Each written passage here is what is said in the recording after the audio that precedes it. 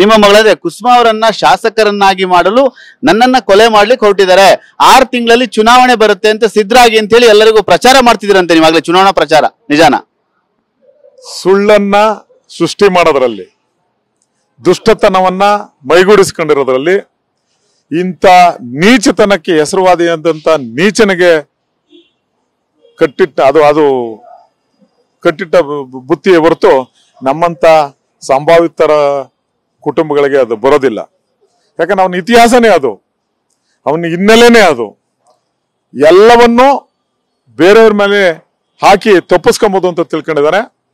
ಇವತ್ತು ಸತ್ಯ ಇದೆ, ನ್ಯಾಯ ಇದೆ, ಇನ್ನೂ ಈ ಭೂಮಿನಲ್ಲಿ ಒಂದು ಒಳ್ಳೆಯದಕ್ಕೆ ಕಾಲ ಇದೆ ಅಂತಕ್ಕಂಥ ಪ್ರತೀತಿ ನಮ್ಮಲ್ಲಿ ನಂಬಿಕೆ ಇದೆ. ಇದೆಲ್ಲವೂ ಮುಂದೆ ಗೊತ್ತಾಗ್ತದೆ.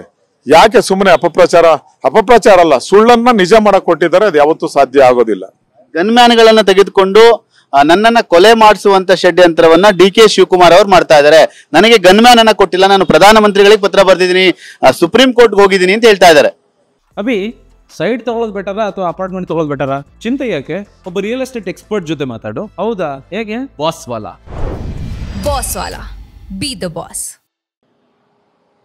ನನಗೆ ಬಹಳಷ್ಟು ಜನಕ್ಕೆ ನಮ್ಮ ಕ್ಷೇತ್ರದಲ್ಲಿ ನೋವಾಗ್ತಕ್ಕಂಥ ವಿಷಯ, ಪ್ರಧಾನಮಂತ್ರಿಗಳಿಗೂ ಬರ್ದವ್ರೆ, ರಾಜ್ಯಪಾಲರಿಗೂ ಬರ್ದಿದ್ದೀನಿ ಅಂತಾರೆ, ರಾಷ್ಟ್ರಪತಿಗಳಿಗೂ ಬರ್ದಿದ್ದೀನಿ ಅಂತಾರೆ.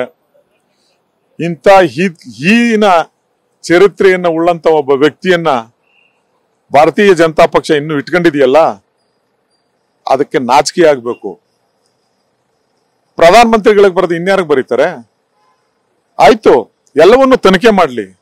ಪ್ರಧಾನಮಂತ್ರಿಗಳಿಂದನೂ ತನಿಖೆ ಆಗಲಿ, ಹೈಕೋರ್ಟ್ನಿಂದಲೂ ತನಿಖೆ ಆಗಲಿ, CBI-ನಿಂದಲೂ ತನಿಖೆ ಆಗಲಿ. ನಾನು ಸಹ ಆಗ್ರಹ ಮಾಡ್ತೇನೆ. ಇಲ್ಲಿ ಏನು ಈ ನೀಚನ ಕೃತ್ಯಗಳು ಈಗಾಗಲೇ ನ್ಯಾಯಾಲಯದಲ್ಲಿದ್ದಾವೆ, ಪ್ರೂವ್ ಆಗಿದೆ, ಟೆಕ್ನಿಕಲಿ ಪ್ರೂವ್ ಆಗಿದೆ, ಅವಂದೇ ಧ್ವನಿ ಅಂತಕ್ಕಂಥದ್ದು ಪ್ರೂವ್ ಆಗಿದೆ. ಅತ್ಯಾಚಾರದ ಕೇಸಲ್ಲಿ ಬ್ಲಡ್ ಸ್ಯಾಂಪಲ್ ಕೊಡು ಅಂತಂದ್ರೆ ನಾಟಕ ಆಡಿ ಮುಂದಕ್ಕೆ ಹೋಗ್ತಾ ಇದೆ ಬ್ಲಡ್ ಸ್ಯಾಂಪಲ್ ಕೊಡೋದಕ್ಕೆ. ಧೈರ್ಯ ಇದ್ರೆ, ಯಾರು ಸಾಕ್ಷ್ಯ ಇದ್ರೆ ಕೊಡ್ಬೋದಲ್ಲ, ಅಲ್ಲ ನೇರವಾಗಿ ಎದುರಿಸ್ಬೋದಲ್ಲ. ಯಾರು ಸುಳ್ಳು ಕಂಪ್ಲೇಂಟ್ ಕೊಟ್ಟಾರೋ ಅವ್ರಿಗೆ ಶಿಕ್ಷೆ ಆಗ್ತದೆ, ಆಗ್ಲಿ, ಧೈರ್ಯವಾಗಿ ಎದುರಿಸ್ಲಿ. ಯಾಕೆ ಒಂದು ನಾಟಕ? ನೀವು ಚುನಾವಣಾ ಪ್ರಚಾರವನ್ನ ಶುರು ಮಾಡ್ಕೊಂಡ್ಬಿಟ್ಟಿದ್ರಂತೆ, ನಿಮ್ಮ ಮಗಳನ್ನ ಗೆಲ್ಸೋದಕ್ಕೆ ಚುನಾವಣಾ ಪ್ರಚಾರನ ಈಗಾಗಲೇ ಶುರು ಮಾಡ್ಕೊಂಡಿದ್ದೀರಂತೆ, ನಿಜನಾ? ನನ್ನ ಮಗಳು ಒಬ್ಬ ಸಂಭಾವಿತೆ ಅಂತ ನಾನು ಅದ್ರ ನನ್ನ ಏನೇ ಆಗ್ಲಿ, ನನ್ನ ಮಗಳು ತಂದೆ, ನನಗೆ ಗರ್ವ ಇದೆ. ನನ್ನ ಮಗಳು ಸಚಾರಿತ್ರೆ, ಸುಸಂಸ್ಕೃತೆ, ಯಾವುದೇ ತಪ್ಪು ಮಾಡೋದಿಲ್ಲ, ತಪ್ಪು ಮಾಡಿಲ್ಲ. ನನ್ನ ಕುಟುಂಬನೂ ಅಷ್ಟೇ. ನಾನು ಪ್ರತಿನಿತ್ಯ ನನ್ನ ಹೆಂಡತಿನೇ ನನ್ಗೆ ಊಟ ಬಡಿಸ್ತಾಳೆ. ನನ್ನ ಹೆಂಡತಿನೂ ನಾನು ಅನ್ಯೋನ್ಯವಾಗಿದ್ದೀವಿ. ಕುಟುಂಬ ಬಹಳ ಸಂತೋಷದಿಂದ ಇದೆ, ಸುಖಿ ಕುಟುಂಬ. ಹಣ ಇಲ್ಲದೆ ಇದ್ರು ನೆಮ್ಮದಿ, ಶಾಂತಿ, ನೆಮ್ಮದಿ ಎಲ್ಲ ಇದೆ.